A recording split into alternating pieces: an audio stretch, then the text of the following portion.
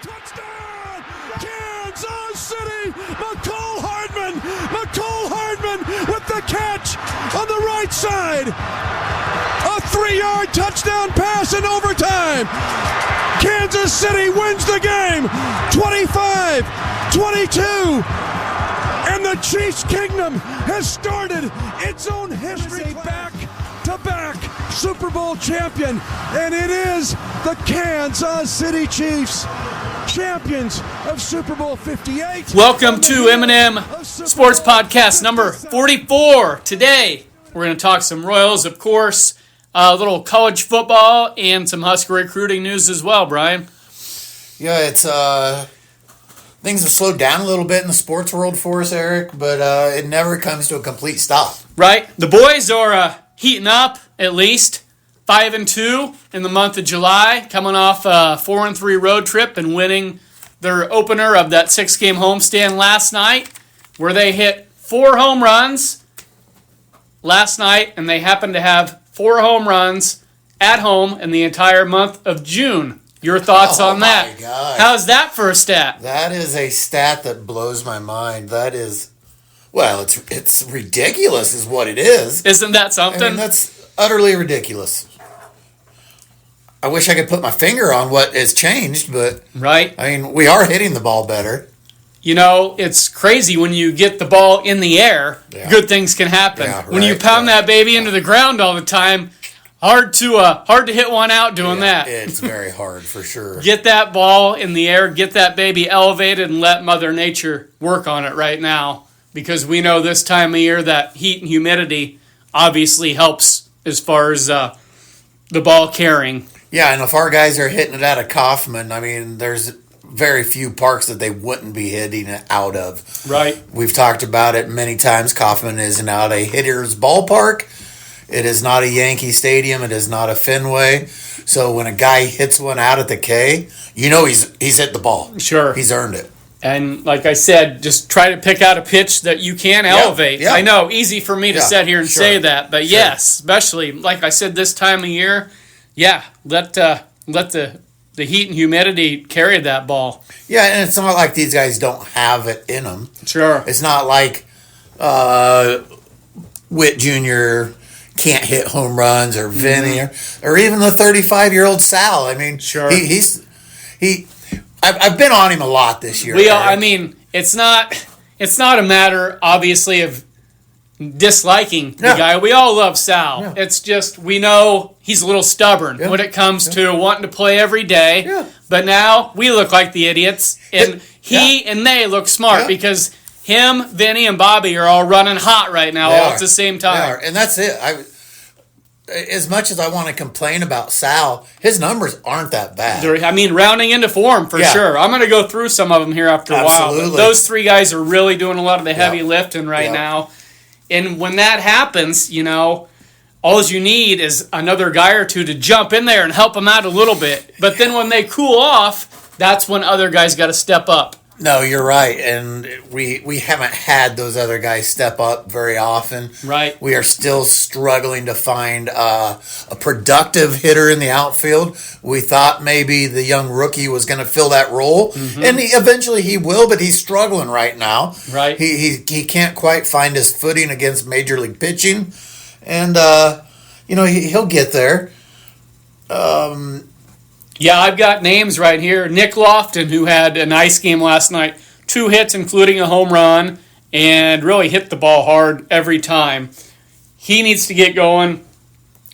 Lofton, John Rave, Kyle Isbell, Mark Canna, Caglione, and Drew Waters, who is in Omaha. That's 6 guys right there. They got to get something out of the combination of those 6 dudes. Yeah, and if you're not going to get something out of one of those 6 guys, it's time to move on from him. Sure. I mean, Caglione, I'm fine with right now letting him work through his issues. Yep. What I see with him, a hitting expert I am not, but what I see is a really long swing that needs to become a shorter swing sooner rather than later. Yep.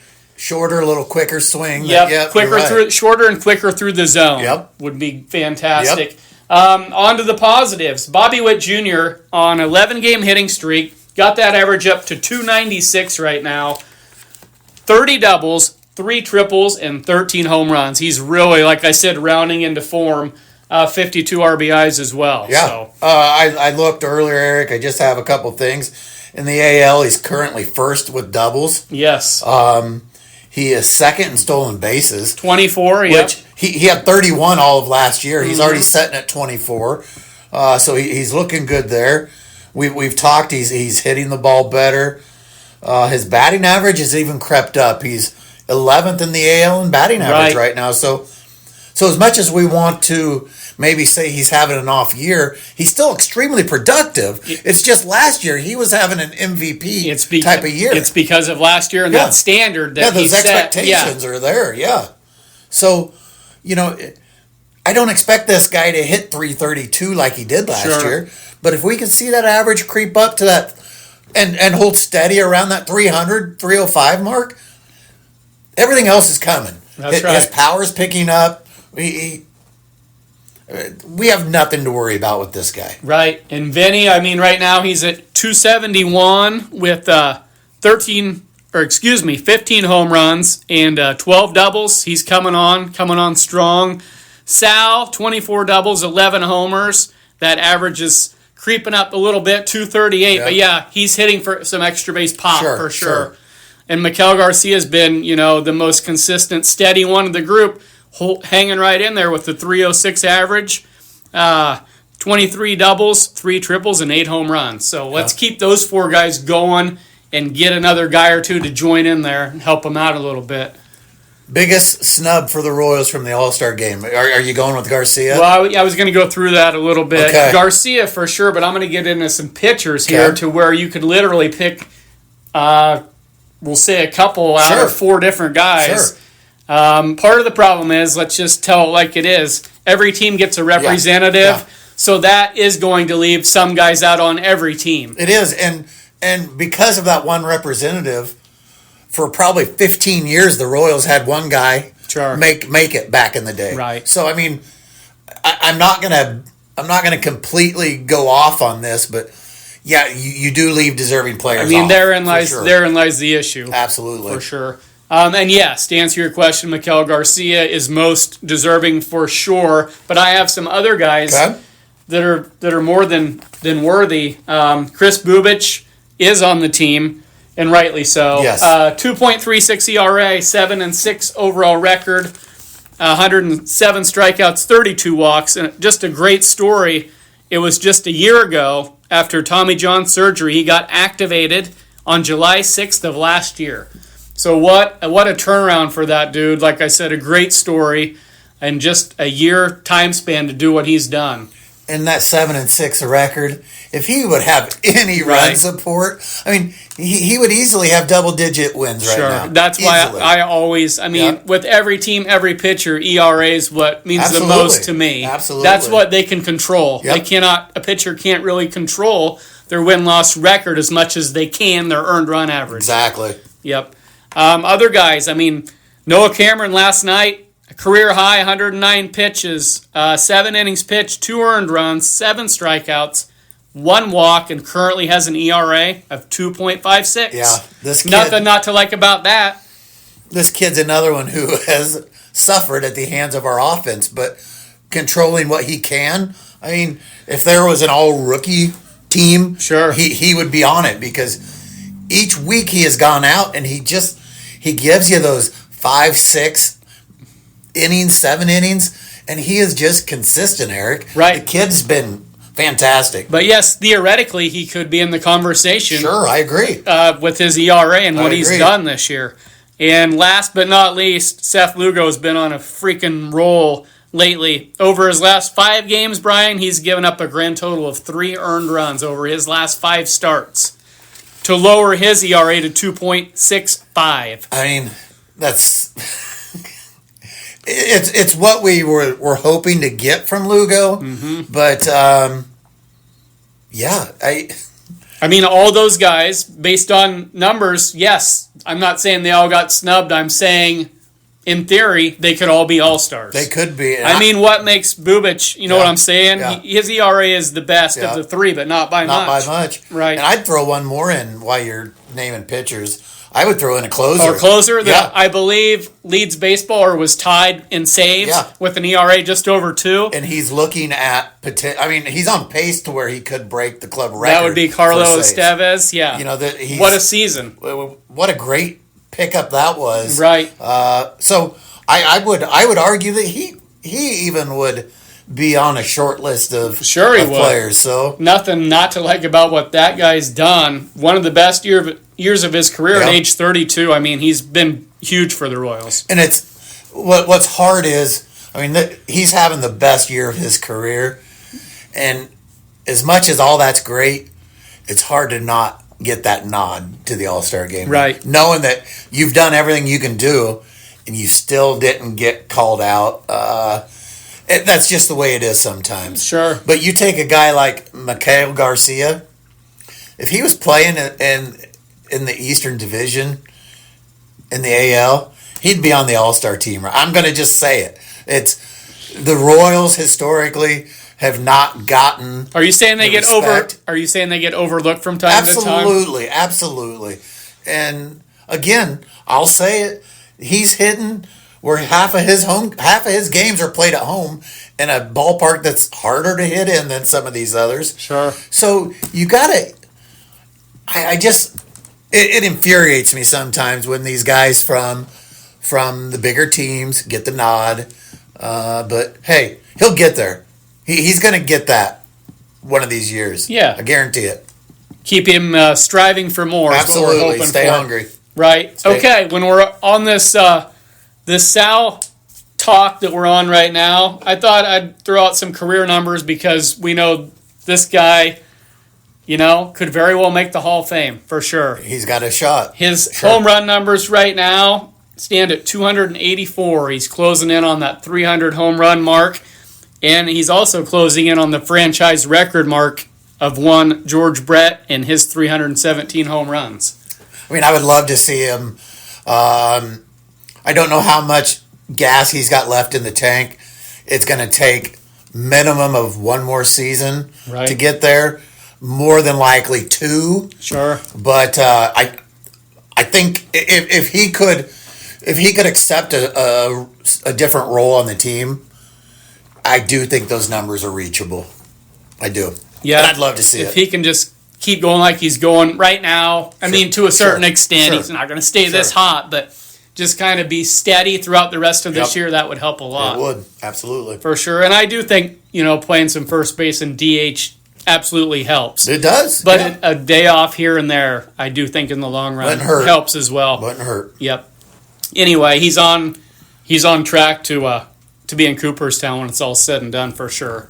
If it was just based off of his importance to the team, I would definitely say so. Sure. I know there'll be some people that will argue that he doesn't deserve to be there, but this guy's done everything you can ask him to do. I thought before this season he was really damn close and possibly in. I just thought one or two more steady, solid seasons would absolutely do it. Yep. And now he's on the right track, and it's great to see. We'll for see. sure. We'll see. We'll see. That's all time will tell. Exactly. 5 more games on this homestand. Okay. Just got to keep the boys going here up until the All-Star break. Keep elevating that ball. Get that baby up in the air. Like I said, that's big. Shoot some gaps, hit some line drives, get some balls over the wall, and hopefully our pitching continues to do what it's been doing. Lugo goes tonight to stay hot. Yeah, they're 44 and 48. They're up to second place in the AL Central. I did see today just one of those obscure stats that I love to look at. They currently have a 13.3% chance of making the playoffs. Sure. And obviously that fluctuates, every day. Sure, because they're right in a wild card Right.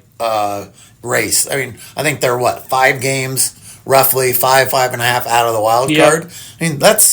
That's not that much. To me, objective number one is always getting back to that 500 mark. Until you do that, there's really no reason to get excited about a wild card. Get back to that 500 mark, get over the 500 mark, and then pursue one of those wild card spots. If they could finish the first half of the season strong, give your front office a reason to go out and get a couple guys before the trade deadline.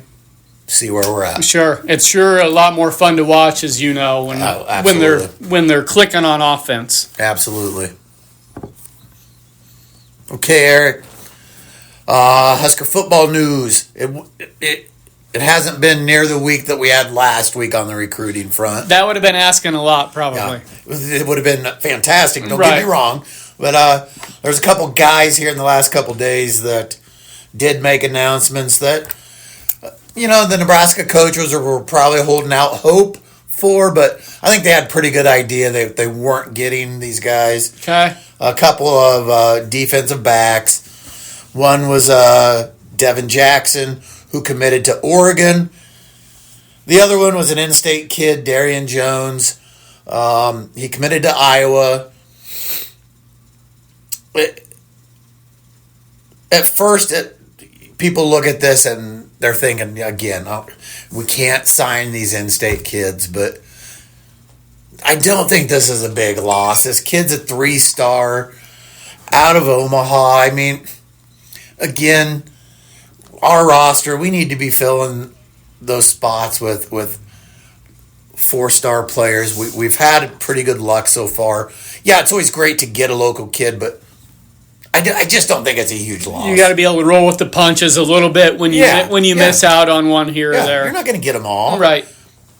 And who knows? Who knows what the deal was there? I know his family was kind of split. They grew up Iowa fans. I've heard maybe there was a dispute maybe over some NIL money type of thing. Okay. Either way, no big deal. I wish him luck, just not too much luck. Sure. I also want to mention, Eric, that one of the kids that we did have signed and is in Lincoln right now from Omaha is defensive lineman Tyson Terry. He was, over the weekend, he was named the Omaha World Boy Athlete of the Year. This kid did everything at Omaha North when he was there. One of those dudes, huh? He was. For a defensive lineman, he finished his career with 315 tackles, which is, it's not too bad. He had 17 sacks, 48 tackles for losses. But more impressively, in February, he became the first 4-time heavyweight champion in the state of Nebraska in wrestling. Awesome. Finished his career a remarkable 169-0. Can't do any better than that. No, and he did all this, which he didn't announce till the season was done, but he tore his ACL halfway through the football season, took some time off, got the okay to compete in wrestling, and still went out and won a state championship on a bad ACL. That's amazing. So this 4-star kid, I think he's in line to be one of the next great Husker down linemen. He's just got to get rehabbed. He's going to probably either redshirt or medical redshirt this year, and expect him to be a force on the defensive line the years to come for the Huskers. Really, it was quiet this week in college football. I think Big 12 is currently having their media days. Scott Frost went through his regular BS on the podium today. I know he remarked that, the Big 12 media days are just so much more relaxed than everywhere else. Well, good for you. I wish you no luck whatsoever. You guys will agree to disagree on his comment. And I hope you struggle mightily at UCF. That's all I got to say. Fair enough. Okay, Brian, some early season college football matchups, some primetime high-profile games here. Let's see what you got. August 30th, you have a semifinal rematch. The Ohio State Buckeyes coming off their national title versus Arch Manning and the Texas Longhorns. Last year, Ohio State won that semifinal game 28-14. Speculation is that these could be the two top teams in America as far as rankings to start the year. Very possible. Yeah, I mean, that wouldn't surprise me at all. They're both very good historically programs, but they're riding high right now after that great showing last year. Right, and that being said, of course, Vegas is saying the winner of this game, will be the favorite to win the whole damn thing, whoever wins. There's a lot going on here. Ohio State's bringing in two new coordinators. Brian Hartline, new offensive coordinator, and Matt Patricia, who was in the NFL as the new defensive coordinator. Arch Manning, like I said, let the Arch Manning era begin.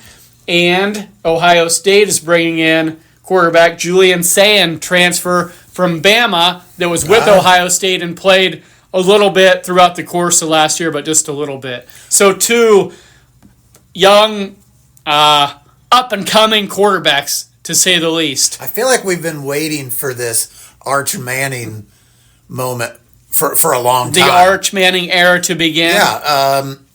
Will his reputation? Will he live up to the expectations? I guess is the best way to put it. I know he's got a lot on his shoulders, but I think the kid, obviously, he comes from a great football pedigree. He is football smart. He's got the tools, and a school like Texas can surround him with the necessary complements to really make him effective. Sure. I mean, this is a hell of a test right away. Yeah. Texas is at Ohio State. It's an 11 o'clock game, which, honestly, that's generally advantage road team as opposed to playing a night game, in my opinion. Well, I think for sure. I think if you're a road team, you definitely want that 11 o'clock kickoff. That means it's going to be a challenge, but maybe not quite as big a challenge as it would be with a night game. Way too early point spread. Vegas right now has Ohio State as a 3-point home team favorite. Yeah. So about what one would expect. Yeah, not surprised by that. With two big-time teams clashing early on. And you got to love this. You don't want to see all the upper echelon teams play schools that they're going to beat the crap out of. Sure. And when these schools, they know what they're doing. They play each other first game of the season. Unless they really get shellacked, they're not going to lose anything here. They have plenty of time to rebound and to stay relevant. And with the new format, obviously, there's a little margin for error, as opposed to the old days when, you did suffer a loss early in the year. That really could set you back. It was a lot harder back then. Sure. For sure. So more of a reason to schedule a little tougher because teams can absorb a loss here and there as long as it's against a quality opponent. A single-digit loss to a school like Ohio State looks a hell of a lot better than a 40-point win over some lower-tiered program. Yeah. Exactly. Yeah. Anyway, like I said, one big-time matchup on August 30th, and matchup number 2 on this same day would be LSU at Clemson. Okay. Couple of heavyweights squaring off here. This game has a little bit of everything as well. Brian Kelly for LSU. Dare I say the pressure might be on based on their expectations and their standard. I mean, the pressure has been on him. This is definitely a make-or-break season for him. We know what he did before, but he hasn't taken the Tigers to that spot that they wanted him to. Right. He is 0-3 in openers at LSU. Oh, wow. I found that very interesting. Yep. So he needs to get the monkey off his back for sure. Wow. And this will not be easy. At Clemson, night game, 6:30 night game. That will be a challenge. That crowd will be on fire for sure. Some say this is a big game for the SEC. Once again, because of the expectations they have every year and them having that great run of national titles where now the Big Ten, Michigan, and Ohio State have won the last 2. Yeah, and I don't disagree with that. I mean, the SEC probably is feeling some pressure right now. Every game's a big game for them, and if they can't get wins like this, it's going to be tough to argue down the stretch. Right. No, they want to get back to that standard that they are accustomed to, which is being right there in that last game of the year every year. Every year. Yep. The Big Ten has messed that up a little bit here recently. They kind of assumed that role recently, haven't they? Exactly. Clemson at home, a 3-point favorite as of right now. Like I said, way flip. Too early, but just use that as a reference point as far as what the experts are telling us. So 2, big boy games there to start the year, for sure. Week 2, you have Michigan at Oklahoma. Ooh.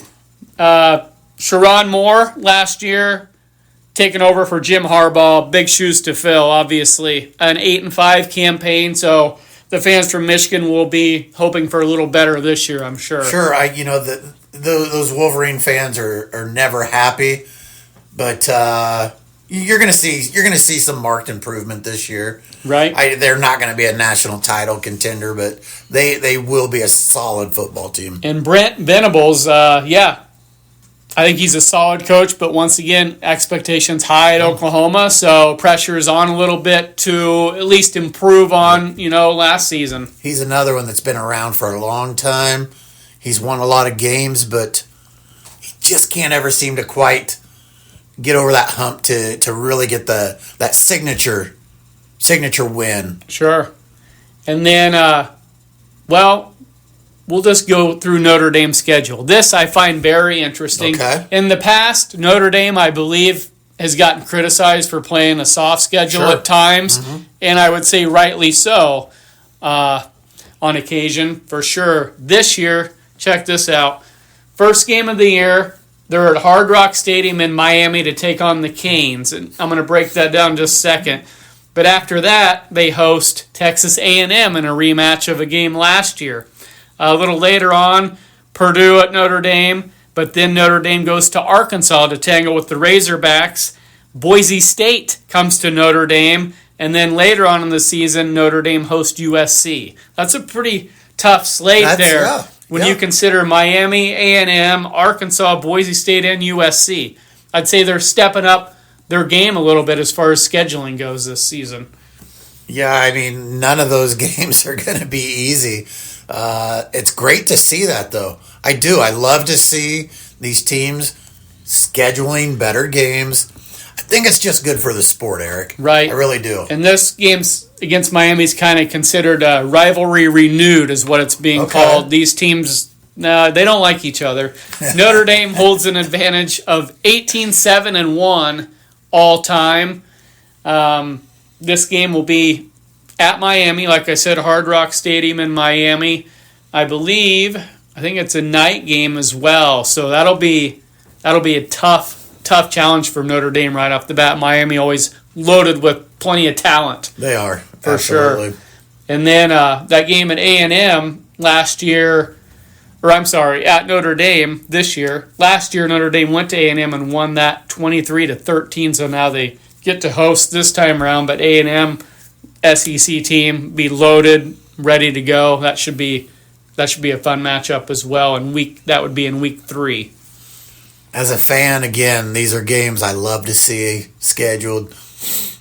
As a player, I love to see these games scheduled. As a coach, you don't always love to see that, but it's going to make for some great college football. I agree. I just thought I'd throw a few out there to get people excited. We'll say, even though we're just in early July. It'll be here though. It'll be here quick, Eric. It's as well as I do. Once 4th of July hits, summer's gone just like that. Right. We'll be talking football 24/7 here before long. And just a little tease, we're going to get into this game at a later date. But on August 28th at Arrowhead Stadium right now, the experts have Nebraska as a 6.5-point favorite over Cincinnati. Wow. Even though that's a home game for Cincinnati. Yeah. I'm joking. I say that tongue in cheek. I fully expect that stadium to be near capacity, and it's going to have a lot of Husker red in it. I'm telling you, it's going to be Memorial Stadium South. Yeah, I mean, we'll see. Nebraska might break a record for most fans at a road game. Yeah, Technically. Yeah. I mean, I would love to know if there is such a record that somebody has kept on that. If there is, Nebraska would probably break it. If there is, I would not be shocked by that whatsoever. It's going to be fun. Right. It's going to be fun. Like I said, we'll get into plenty of Nebraska as we go along, but right now I just thought I would throw that out there, like I said, for this little preview, we'll say, as far as what Vegas thinks about that game. Absolutely. We'll get a lot more in depth here in the coming weeks. We'll probably start giving some predictions, win-loss totals,